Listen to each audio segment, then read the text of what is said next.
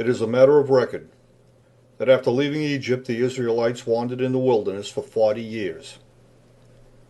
But even if this large group of people, who numbered in the thousands, advanced towards Jerusalem at the rate of just a single mile a day, they would have traveled along a path that was more than 14,000 miles long. Yet not a single trace of their wandering existence has ever been found within this region. No encampments, no beaten paths, no skeletal remains, no human waste, no war carnage, no validated structures, no graffiti, absolutely nothing. And for this reason, many no longer believe the stories of the Bible to be true. But they are. It is only the theories proposed in the 19th century and the actions they subsequently inspired in the 20th century that are wrong. But 21st century technology has dramatically changed the way in which both the world and all of its historically important features can be viewed. To put this same 14,000-mile distance into yet another real-world perspective, the people of Israel, traveling just by land alone, and at the same incredibly slow rate of just a single mile per day, could have easily traveled between the most southerly pyramid fields of Meroe and the most northerly pyramid fields of Giza, more than 10 separate times. And even today, despite nearly a century of aggressive attempts to do so, no proven, untainted, or infallible evidence yet exists which confirms the declarations made by those untrained men in the 19th century as to the location of either the Exodus route, Mount Sinai, Mount Zion, or any other critical point of interest to be either true, accurate, or precise in accordance with the Judaic record. And in the absence of tangible evidence, only theories and untruths remain. And when untruths are spoken often enough, the unsuspecting eventually believe them to be true. In accordance with the Judaic record, and as evidenced by the physical and the historical elements of that era, this is the real-world story of Israel, Palestine, and the Exodus of Moses, including how and where the water of the Red Sea parted. This is the Red Sea. It is an intensely hot, waterless, and unforgiving tract of desert whose aptly called name has existed since ancient times. Noah departed his island home just before it disappeared under the waves in a cataclysmic event, more popularly known today as the Great World Flood. For 150 days he and his sons drifted along on the ocean currents before their ship made landfall at a towering pinnacle of stone known as Ararat, located in the land of Shinar. And in time these few mariners eventually moved inland along the nearby riverway. But because the sons of Noah began to argue amongst themselves, Noah, who is the world's most well-known mariner and astronomer, divided the earth into 3 parts. And he did so by measuring from a very particular and most unique celestial line, as defined by the major standstill positions of the moon. Using the moon, which is Earth's only satellite of navigational importance, and by employing the ancient navigational techniques based upon equal altitude circles of position and lunar distances, a skilled mariner, such as Noah, can easily locate any place on the Earth's surface with great accuracy, which is the reason how and why the Judaic community ultimately came to use the ever-changing cycles of the moon as the primary means by which they determined both time and longitude. Noah then gave each of his 3 sons the instruction to go and to live only within the boundaries that he had assigned to them. Japheth received certain lands situated in the northern section, which were largely cold, while Ham received certain lands in the southern section, which were largely hot. But Shem, on the other hand, received land located in the most desired section of all, since this land was more temperate in nature. But just as importantly, it also lay directly beneath the mariners' primary navigational baseline, which had been devised long before their own time by Enoch, their maritime ancestor, a world traveler, and a man of genius. And for this reason, with the recent loss of their island home, the land allotted to Shem also inherently contained a most important single geodetic point, where the people descended from Shem would one day be responsible for erecting a monument in remembrance of their maritime heritage. A structure that would serve as a lasting memorial to those who had been lost beneath the waves of their former island home, simply because men had argued amongst themselves. And they would one day, far into the future, name this special point by a single term whose meaning is to mark something conspicuously. This was Zion. But for now, the new maritime nations had agreed to separate, with each of the brothers making the promise to remain only in the lands their father Noah had assigned to them. Noah had 3 sons, Shem, Ham, and Japheth, whose tribes established the new maritime nations in the various lands. And the sons of Ham were Put, Cush, Canaan, and Egypt. And Egypt was the father of Caslusum, from whom the Philistines came. But Canaan, after discovering the land promised to Shem to be more desirable than his own, ignored his brother's warnings not to do so, and he moved his entire tribe northward. And soon others followed, and they too created additional settlements and colonies in the broader outlying areas which ancient historians would later refer to as the regions of Syria and Philistia. As the respective populations in both the north and the south increased, various named districts, named territories, and named colonies began to emerge. Among the more prominent in the south was the Cushite colony of Midian, and the district of Goshen situated in the land of Egypt, while the people of Cash, native to their own country, continued to maintain their sovereign rights within their own territory. And among the districts, territories, and regional names that emerged in the north, in and about the land of Canaan, were Hebron, Beersheba, and the Philistine colony of Gerar. In addition, certain geographic terms were used to describe the unusual characteristics of both the natural features and the uncommon phenomenons that presented themselves in and about these same areas. Among them was the term Euphrates, used to identify a most unique crossing point where 2 distinct land masses and 2 great salt seas came together, while the wide and expansive floodplain, which completely disappeared under an intense deluge of floodwater at the same time every year, was called Gihon, a term which meant the pathway of the rushing water, whose transliterated name would become more popularly pronounced as the Jordan, but is now called the Nile by modern mapmakers. As the sons of Shem also began to arrive from the sea, they too moved inland along the riverways to establish the settlements of Padan Aram and the township of Haran, in the district of Ur, where their skilled mariners and navigators continued to study the intricate movements of all phenomena pertaining to the celestial sphere, and with such a keen intensity that the discoveries they made and the formulas they devised are still in use to this day. In time, Abraham the Shemite, a highly skilled astronomer and mathematician in his own right, set out from the district of Ur, along with his nephew Lot, and went in search of the precise geodetic point where the memorial monument depicting their maritime heritage and loss would one day be erected by the descendants of Shem. But upon their arrival they found the populous Canaanites living in the land promised to Shem. Even though Canaan had been forewarned of the ramifications this disobedient act would cause.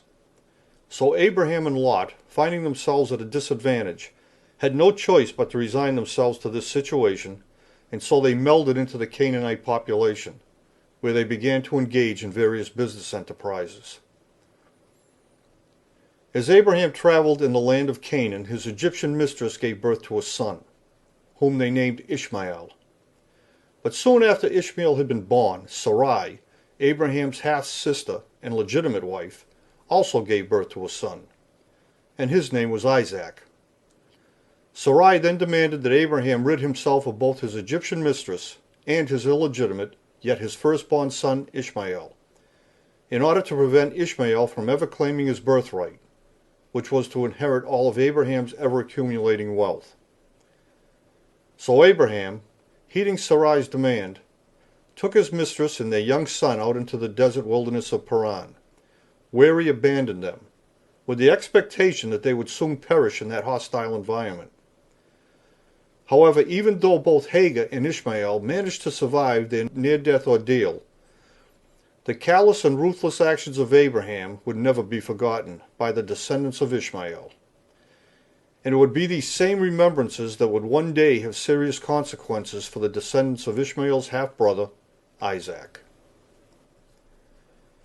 After abandoning Hagar and Ishmael in the desert of Paran, Abraham returned to the land of Canaan, where he soon began making preparations to kill his only other son, intending to kill Isaac upon the very spot, the precise geodetic point, which he and Lot had originally set out to find.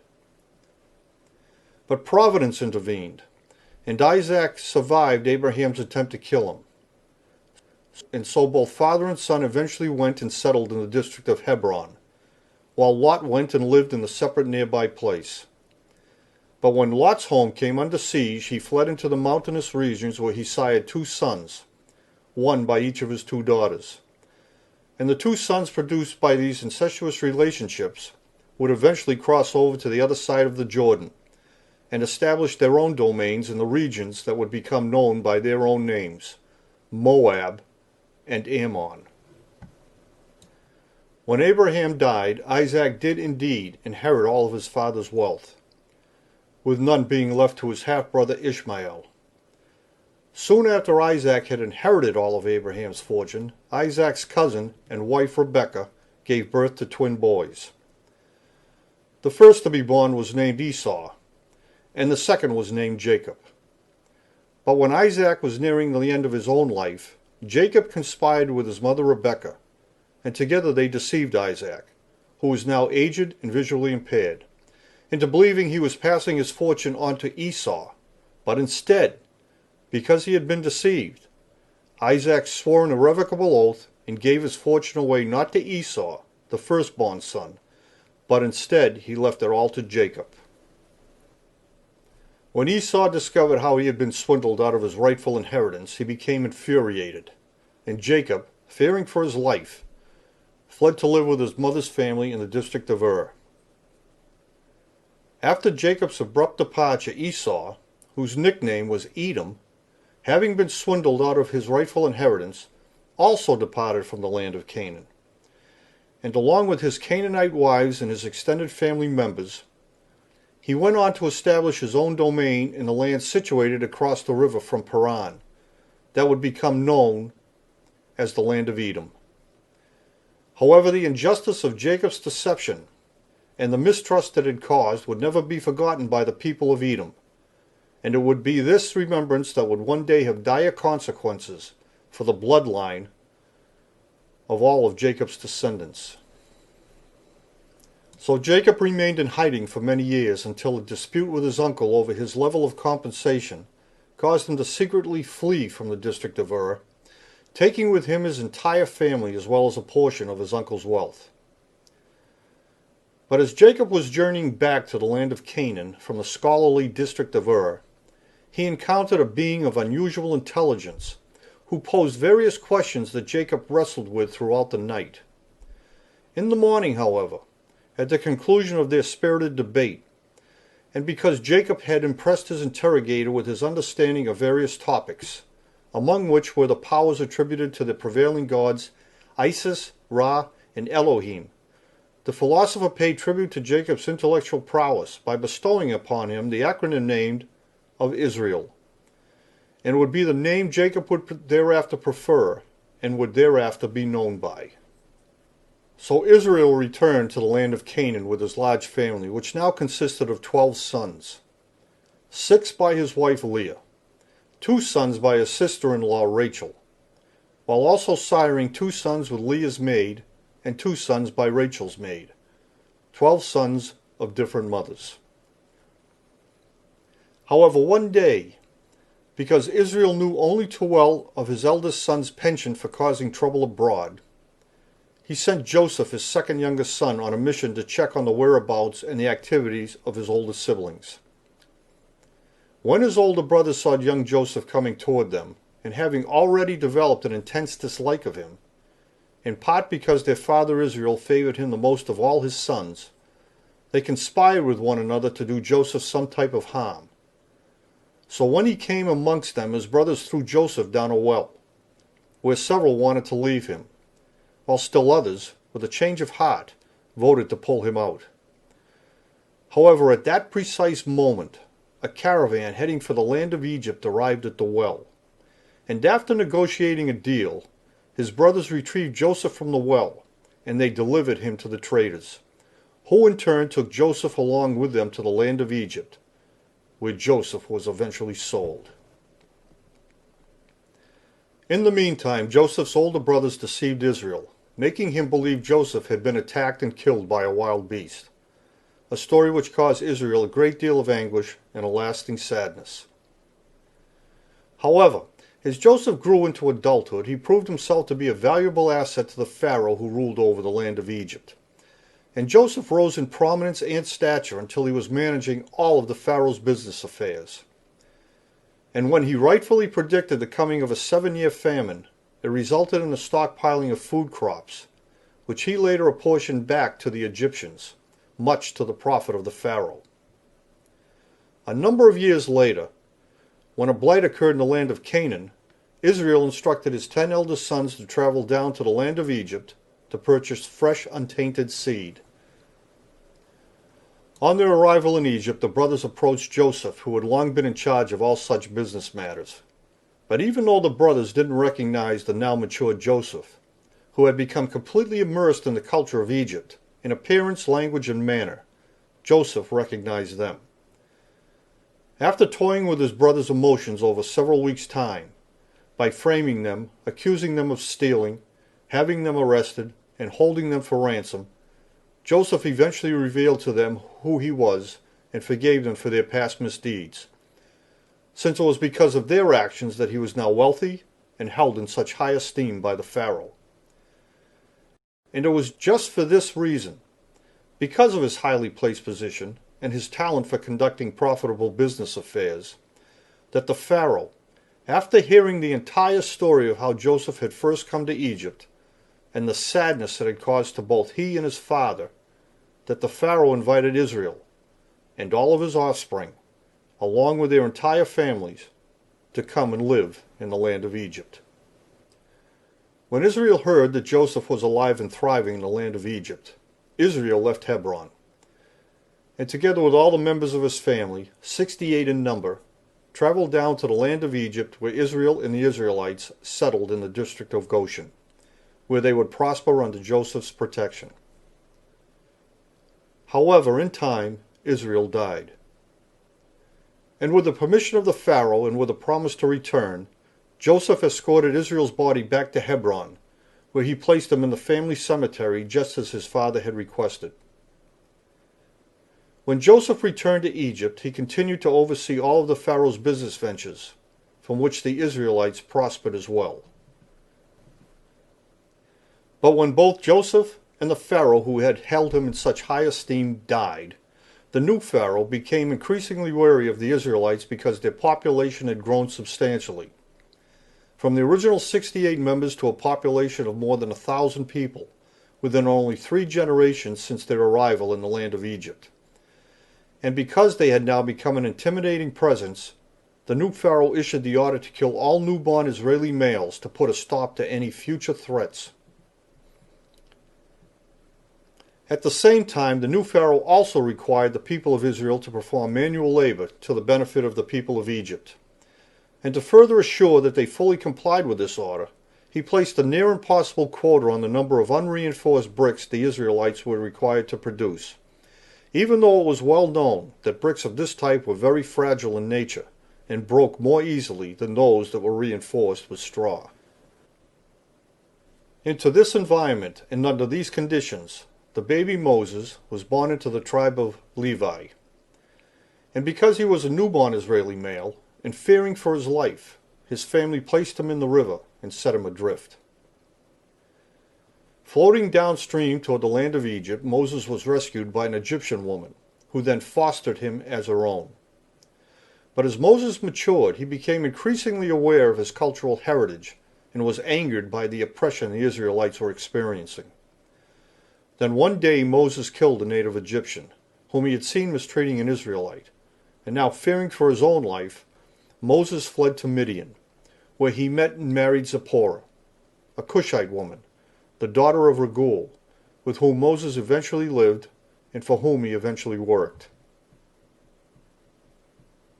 As Moses was tending to Raguel's flocks at the base of Mount Sinai, he was sure he had just felt something quite unusual.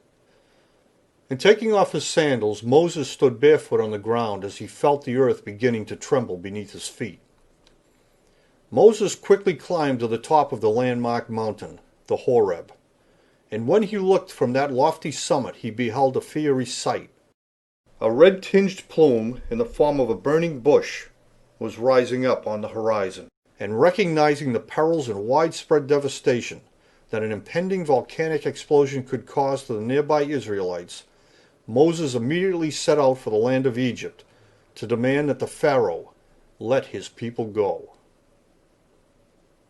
But the Pharaoh had no inclination to believe Moses had any influence over what was taking place, but instead attributed the volcanic activity to natural causes. But even so, the effects the volcano was having on the land of Egypt intensified with each passing day.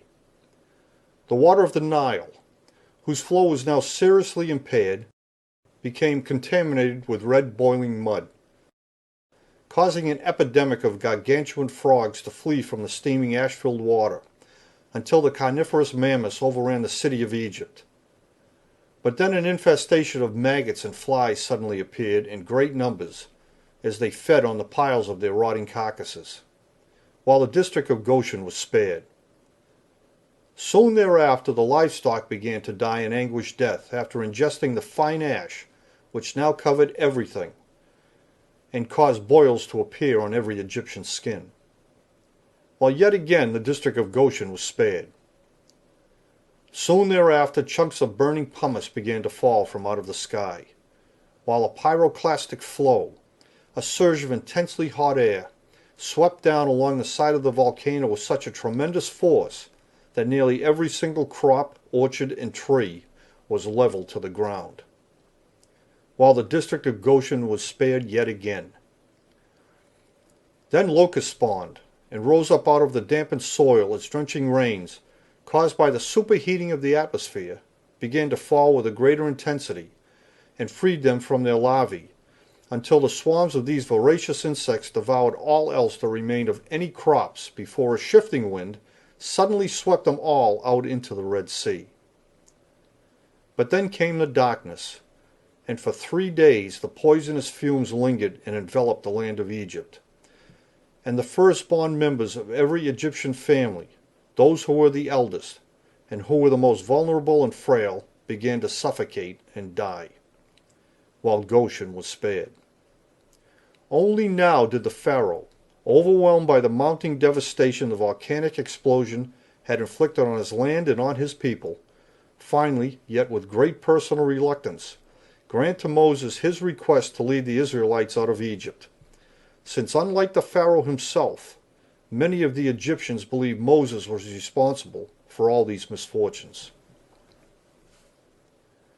Moses, along with his brother Aaron, immediately returned to Goshen, and as the Israelites made their hasty preparations to depart from the land of Egypt, the Philistines, who themselves had moved southward to escape the devastating effects of the erupting volcano, and who had also heard the news of the Israelites' impending departure, saw the bustling activity suddenly taking place across the river in the district of Goshen, and formed a defensive line along the banks of the river to prevent the Israelites from passing through their already stressed territory, since this was the shortest route to Midian.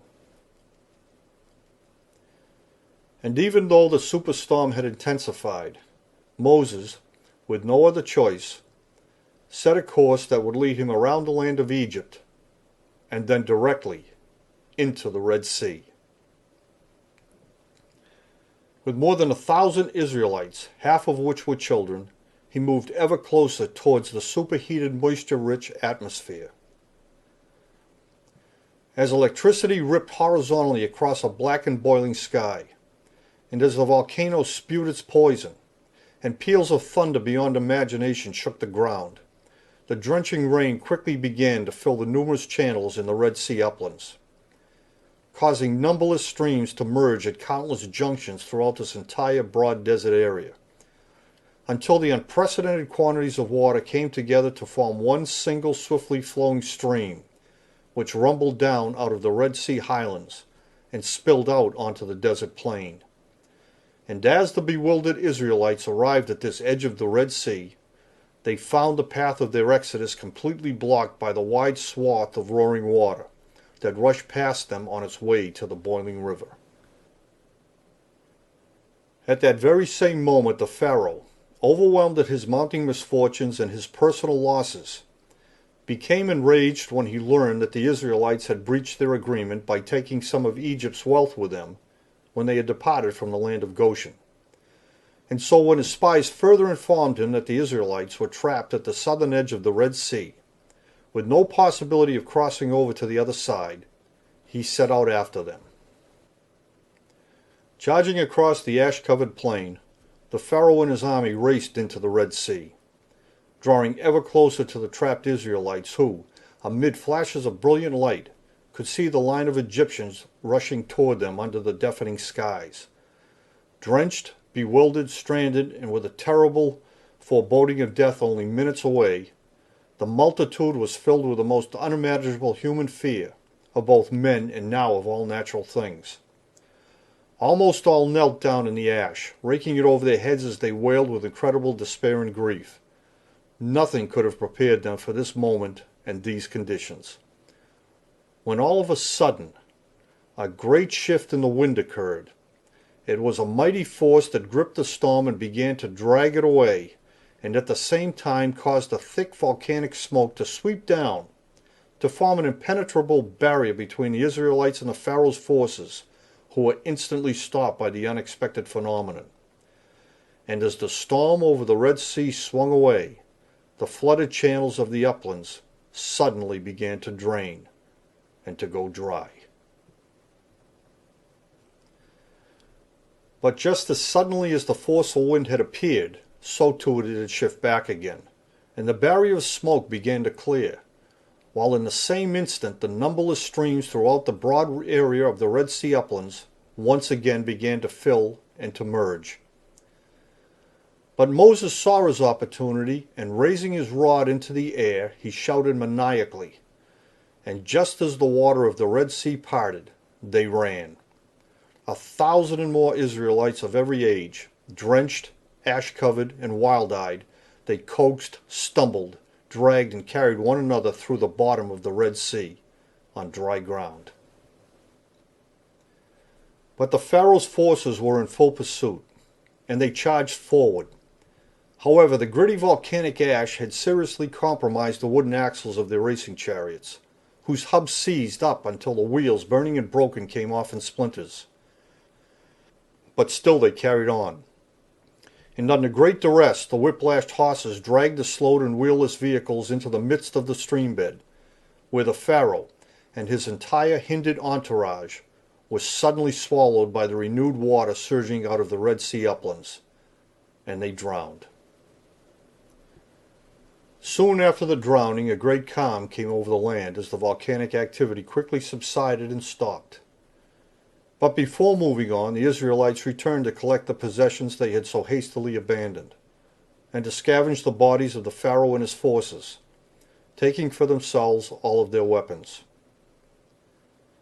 But the after effects of the volcano were widespread, and to get clear of these dangers Moses had no other choice but to lead the Israelites even further out into the Red Sea desert, where they journeyed for weeks and quickly became destitute for water. However, in time, having finally cleared the dangers of the ash field, Moses turned slightly westward and set a course back towards the river. In the meantime, with the Israelites gone and the volcanic activity now subsided, the Philistine army began withdrawing their defensive forces in the south. But as the Israelites drew nearer to the river, they were confronted by the gold-rich Amalekites, who were determined not to let the large multitude of Israelites pass through their territory. But the Israelites, using the weapons they had scavenged from the Pharaoh's drowned army, were able to win the ensuing skirmish before resuming their journey northward along the river, and directly toward the overland trail where highly prized water wells, of very limited yields, had been dug at great human expense all along its entire course. But the people of Cash, more powerful in numbers and more skillful with weapons than the Amalekites, immediately blocked all points of access to the overland route, forcing Moses and the Israelites to turn southward to Mount Sinai, where upon their arrival they found themselves surrounded and boxed in by both the Philistine and Cashite forces, who had been shadowing their every move. Moses and the Israelites reached Mount Sinai 90 days after leaving Goshen. But shortly after their arrival, Moses found himself constantly contending with the endless domestic disputes which erupted among the vociferous Israelites, whom he found to be both unruly and uncooperative. As a result, he retreated to the top of Mount Sinai and ultimately, based upon the most common disputes he had contended with, he delivered the laws which the Israelites were to abide by if Moses had any hope of ever moving the squabbling tribes forward to the Promised Land. And he delivered these laws on two separate occasions, since he had smashed the first set of tablets in a fit of rage, when upon his initial return from atop the mount, he found the Israelites performing serious acts of insolence. However, in time, Moses did deliver the laws, which are more popularly known today as the Ten Commandments. And to further develop a sense of solidarity and unity among the conflicted tribes, he devised yet another means to put their pent-up energies to a greater use, by bringing the tribes together in a common cause, to build and furnish a tabernacle, whose ruins are still there today. And as part of this comprehensive plan to maintain their newfound sense of solidarity once they were again underway, Moses devised yet another plan, and so he commissioned the creation of a special container into which the tablets of the Ten Commandments would be placed. This portable container would always be carried in the open for everyone to see, and would serve as a visual reminder of their collective pledge to maintain their newfound solidarity once their quest to reach the Promised Land had resumed. And so this special container, of unique design, the symbol of their collective pledge, became known as the Ark of the Covenant. After Moses had negotiated a structured departure from Mount Sinai, the Israelites set out in stages to eliminate any perceived risks to the neighboring territory. And before the annual floodwaters arrived, they crossed to the opposite side of the Gihon at the earliest cataract, where castellated stones provided a tenuous footbridge and a tethered ferry crossing. As they marched northward, the Israelites struggled against hunger, illness, and epidemic deaths, and at times even thirst. However, they eventually arrived at the milestone point of Harada, where they encamped for a long while as a respite before once again resuming their northward march. But when they arrived at the junction of two separate trails, Moses sent out 12 spies with the instruction to determine which was the better route to follow. When the spies returned, 10 of the 12 reported that neither route was possible. The northwestern route was primarily through a desert, but even though it followed along an aquifer, every oasis along its course was heavily guarded and also situated at the bottom of a long ridge, making any group of Israelis, either large or small, vulnerable to attack and decimation.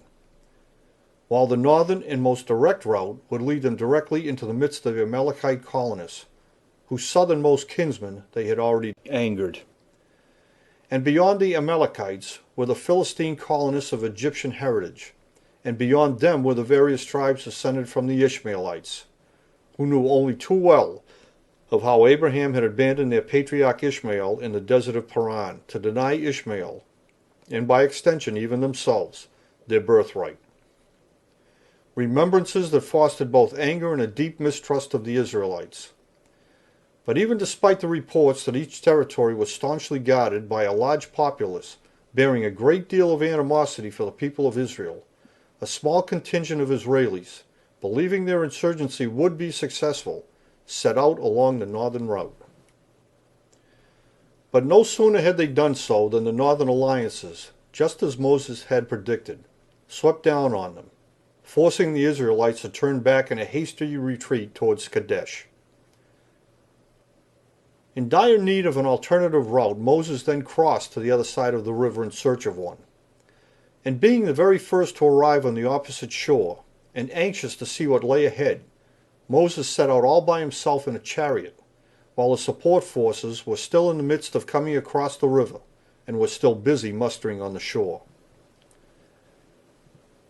Moses, who was now all alone, continued to move further away from the mustering Israelites when suddenly he was ambushed by hundreds of men who had been hiding in the nearby hills, and who now rushed down onto the plain of the Euphrates River watershed, surrounding him from every direction.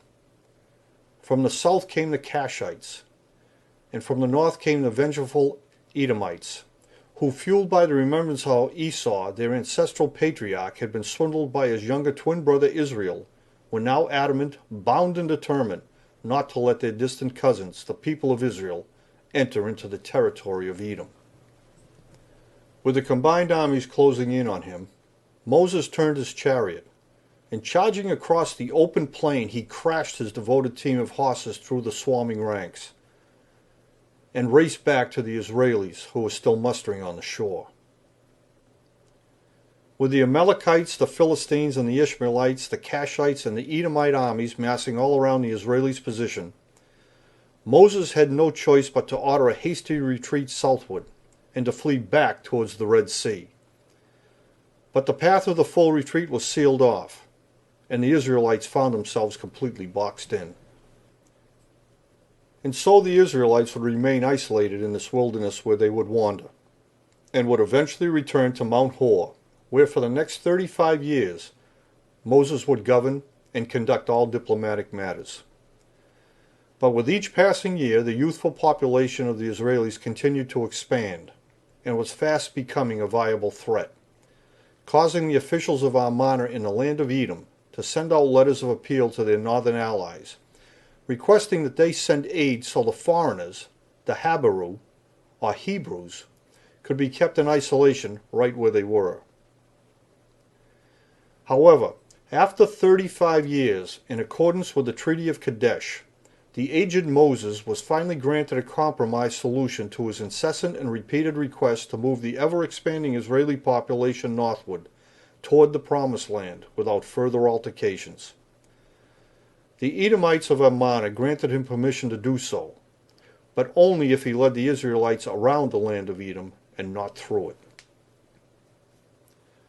So after 35 years of wandering in this isolated zone, the aged Moses, leaving all of their building enterprises behind, led the masses of the new generation of Israelites up the plain of the Euphrates River watershed that ran all along the base of Mount Seir on the east side of Edom.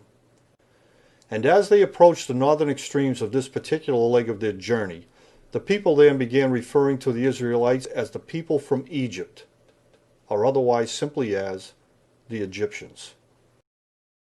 As the large masses of Israelites came around the land of Edom and emptied out onto the plains of Moab, their arrival there was intercepted by the Philistine and allied forces who had formed a formidable defensive line on the opposite side of the floodplain, forcing Moses and the Israelites to turn their energies northward.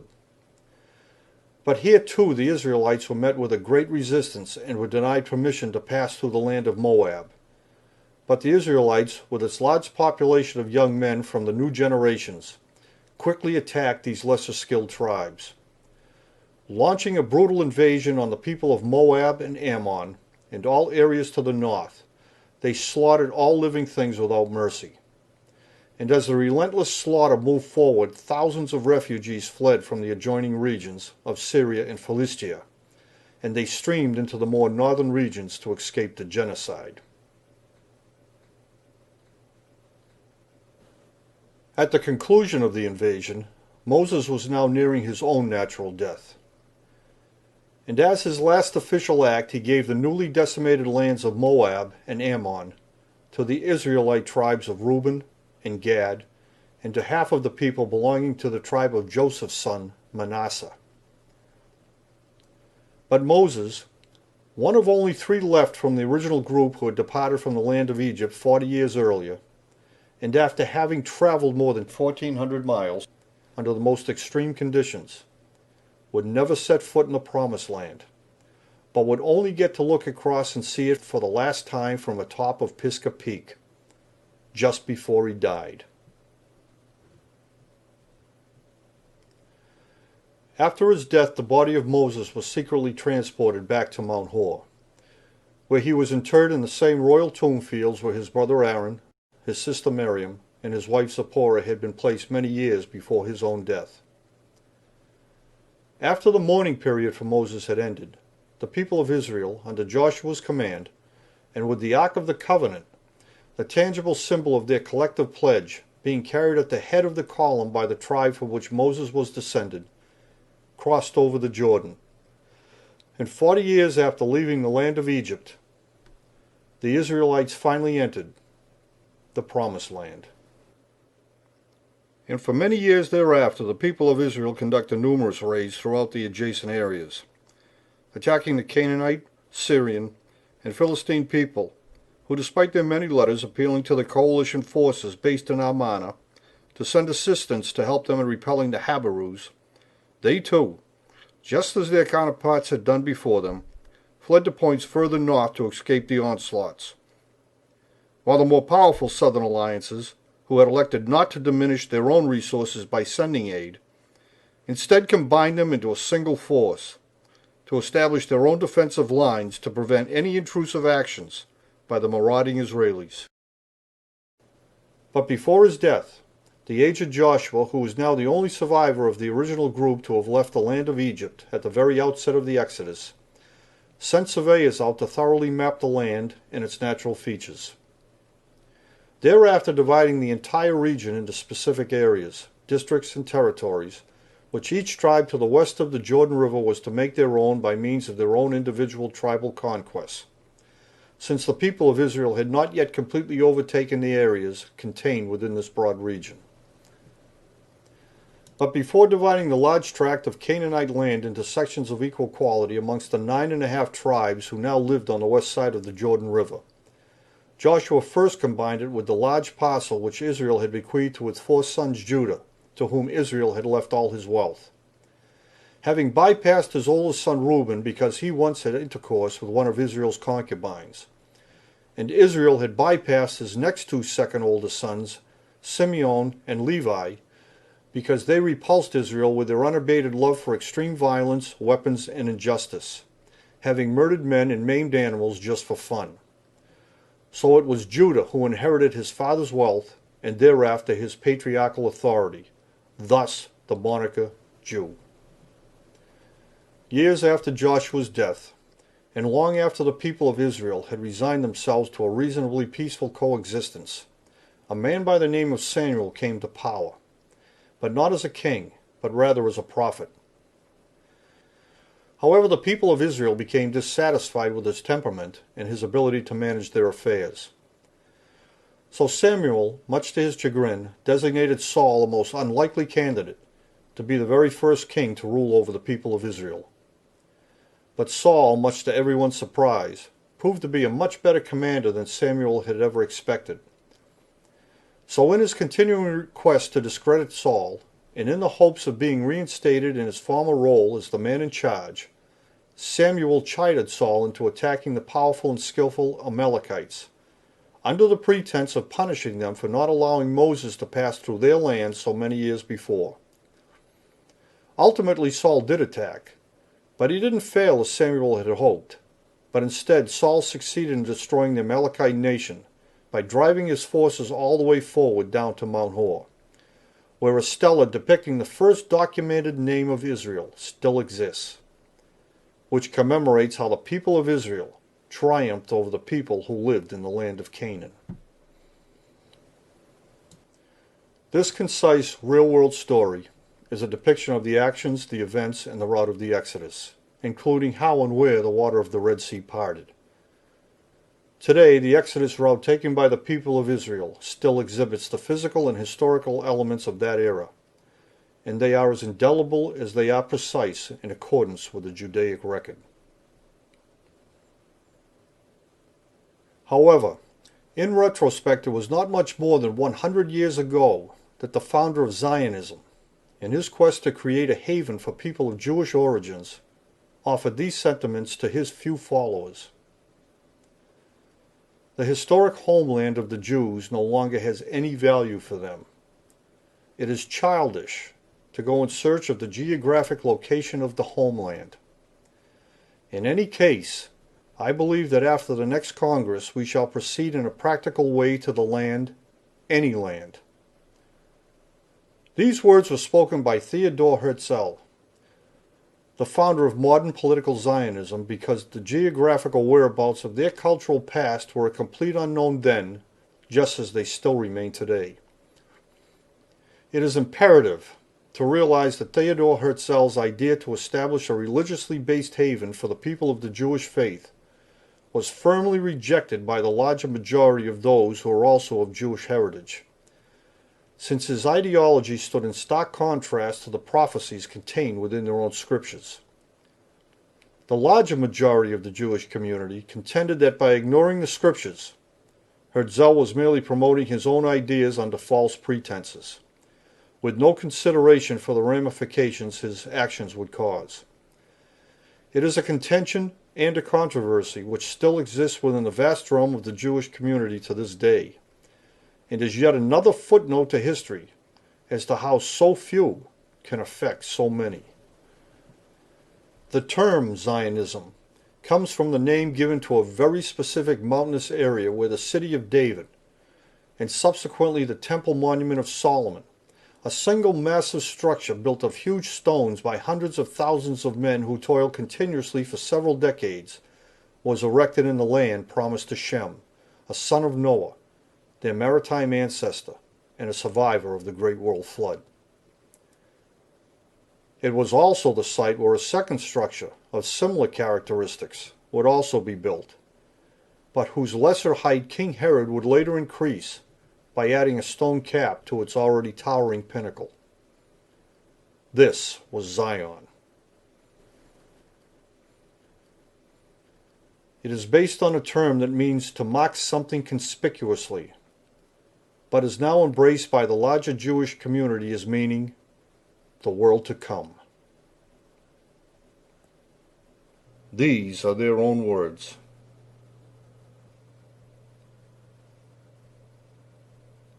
Mahmoud Abbas sent her bones, as well as those of his Adis, his brother, to Jerusalem, and gave the order that they should be buried at the pyramids, which their mother had erected. They were 3 in number, and distanced no more than 3 furlongs from the city of Jerusalem. Josephus, Antiquities of the Jews, Book 20, Chapter 4, Paragraph 3. And Simon took the bones of his brother Jonathan, and buried him at Modin. And all of Israel bewailed him with great lamentations, and mourned him for many days. And Simon built a monument over the tomb of his father and his brothers, and made it high, that it might be seen, with polished stone at the front and back. He also erected 7 pyramids, opposite from one another, for his father and mother and 4 brothers. I Maccabees, chapter 13, verse 25 through 30.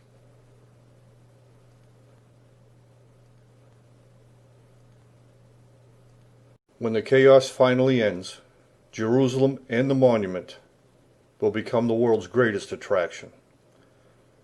International disputes will be settled, and all nations will convert their weapons of war into implements of peace. And then at last, all wars will stop, and all military training will end. For your sons and daughters are coming home to you from distant lands, For I have reserved the ships of many lands, the very best, to bring the sons of Israel home again from far away. Violence will disappear, and all war will stop. And they shall rebuild the ancient ruins and repair the cities long ago destroyed, reviving them though they have lain there for many generations. But Daniel, keep this prophecy a secret, seal it up, for these things will not be understood until the end times, when the knowledge of travel and education has been vastly increased.